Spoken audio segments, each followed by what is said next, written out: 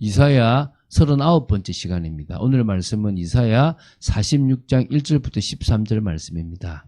9절부터 11절 말씀까지 합독하고 이사야 46장 전체를 보는 시간이 되었으면 좋겠습니다. 그러면 이사야 46장 9절부터 11절 말씀을 한 목소리로 합독하겠습니다. 너희는 옛적 일을 기억하라. 나는 하나님이라. 나 외에 다른 이가 없느니라. 나는 하나님이라. 나 같은 이가 없느니라.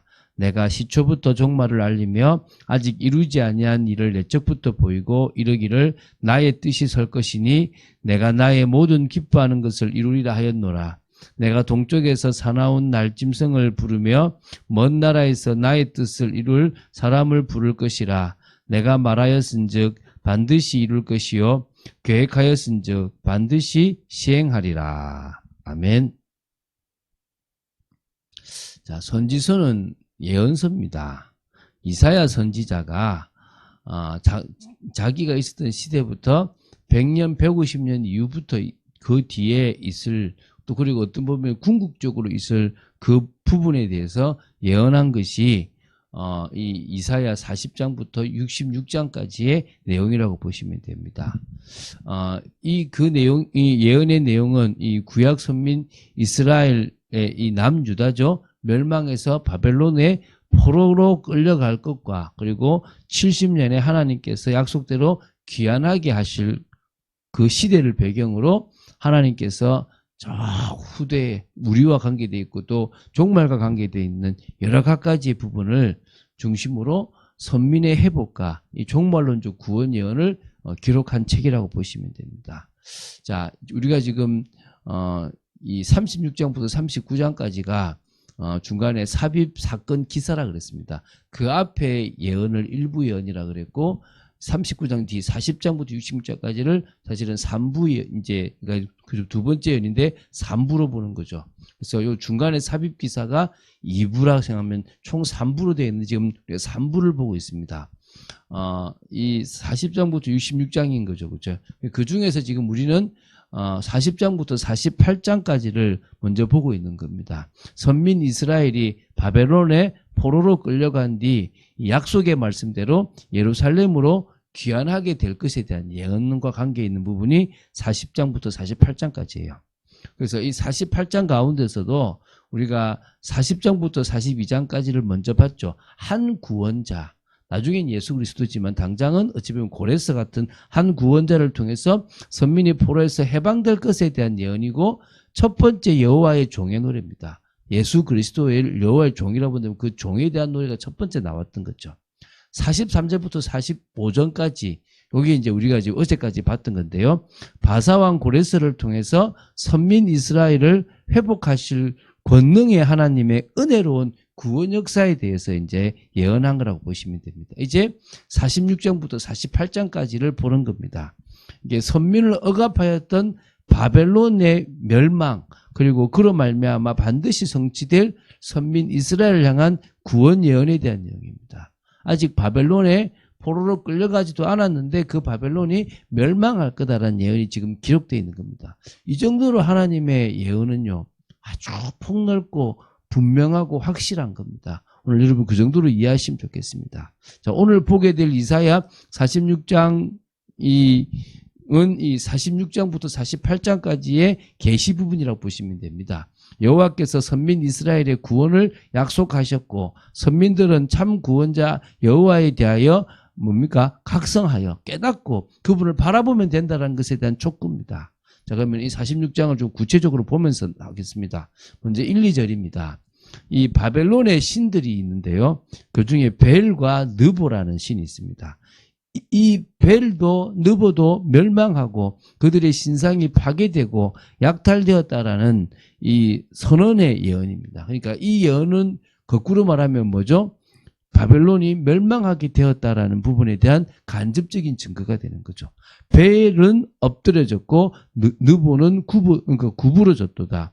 그들의 우상들은 짐승과 가축에게 실렸으니 너희가 떠매고 다니던 그것들이 피곤한 짐승의 무거운 짐이 되었도다. 이제 짐승이 끌고 간다 이 말입니다.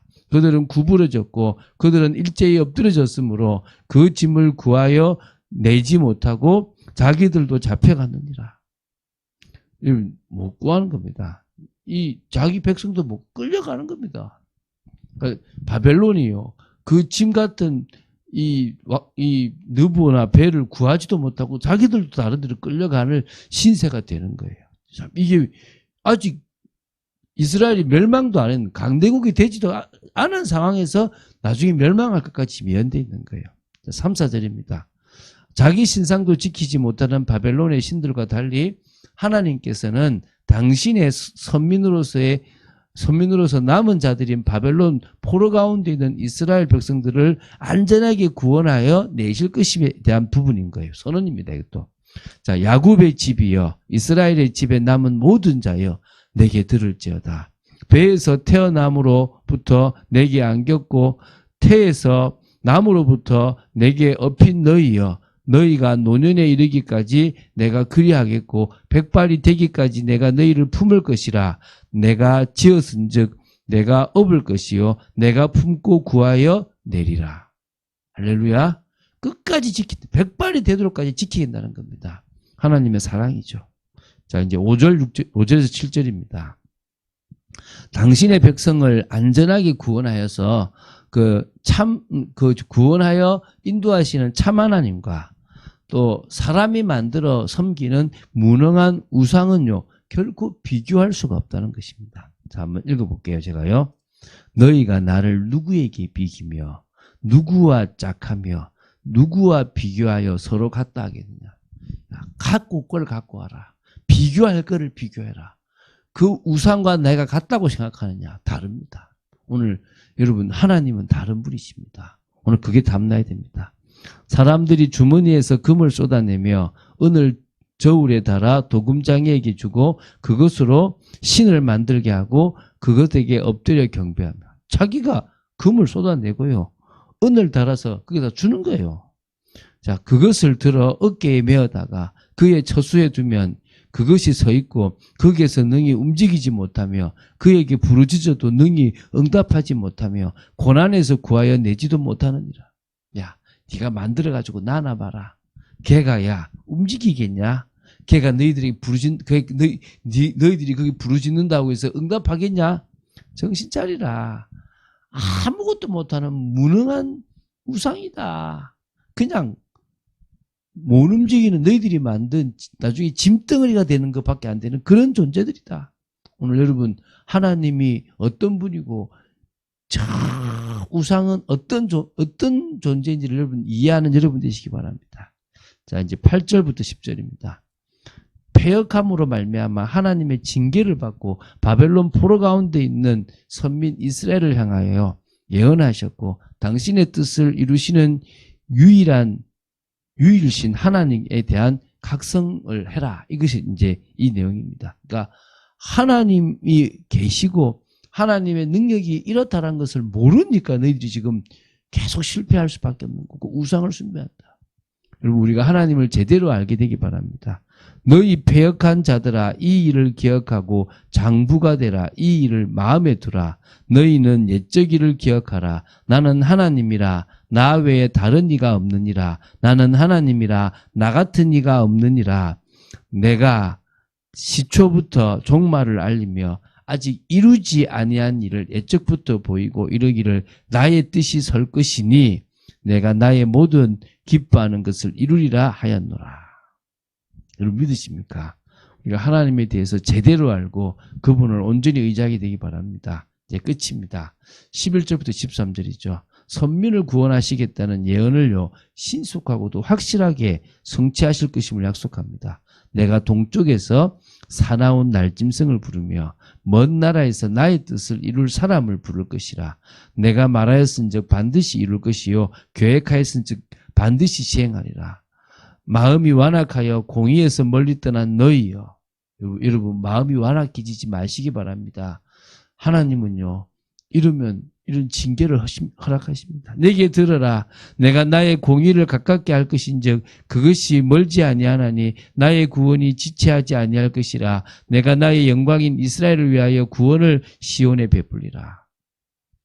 여러분 바벨론 우상들의 이 파멸 예언이 하나님에 의해서 미리 주어지고 있고요. 또 그 예언대로 이루어진 사실은 세상의 모든 우상은 다 허무한 것에 지나지 않다라는 것입니다. 그러니까 참된 신은 오직 여호와 하나님 한 분뿐이라는 사실을 우리는 확실하게 봅니다. 자, 하나님은 당신의 선민, 당신이 택하시고 당신이 구원하신 그 선민을 향하여 징계는 하시지만 사랑하시기 때문에 징계하신 것이고, 사랑하시기 때문에 그 징계 속에 놔두는 것이 아니라 결국 구원하시고 회복시킨다는 거예요. 여러분, 지금 혹시 여러분에게 어려움이 있습니까? 사랑이에요. 그 사랑을 느끼시기 바랍니다. 그리고 그 사랑 속에 있는 여러분들이 뭐 하기 원하십니까? 정말 구원받고 회복되고 하나님의 뜻이 있는 곳으로 나아가기 원하는 겁니다. 교회가 어려움 가운데 있습니까? 하나님의 사랑입니다. 교회가 무너져 있는 부분들을 하나님께서 회복시키고 더 풍성한 축복 누리게 하기 위해서 잠시의 고난을 허락하시기도 하신다는 거예요. 오늘 그 속에 우리가 있습니다. 그래서 교회를 이해할 정도가 아니라 교회에서 응답받고 축복 누립시다. 목회자를 이해할 정도가 아니라 저는 목회자의 축복을 누리고 여러분은 목회자를 섬김으로 축복받으시기 바랍니다. 중직자를 이해하는 것이 아니라 시대적인 중직자를 세워나갈 것이고, 중직자와 함께 하나님의 뜻을 이루는 참된 응답을 받고 싶습니다. 교회에 문제가 있기 전에 그것이 또 바뀌어지기 바라고, 교회에 문제가 왔다면 그것을 갱신의 축복으로 만드는, 그래서 참응답 받는 우리가 되었으면 좋겠습니다. 하나님은 분명히 그렇게 하실 거라고 믿습니다. 오늘 그 응답을 받아 누리는 저와 여러분 되시기를 주 예수 그리스도 이름으로 축원드립니다. 주는 그리스도시요 살아계신 하나님의 아들이심을 고백합니다. 말씀 따라가는 축복 속에 있도록 저희들을 지켜주시고 아버지 하나님의 계획을 따라 응답받는 저희들의 삶이 되어지도록 주장하여 주시옵소서.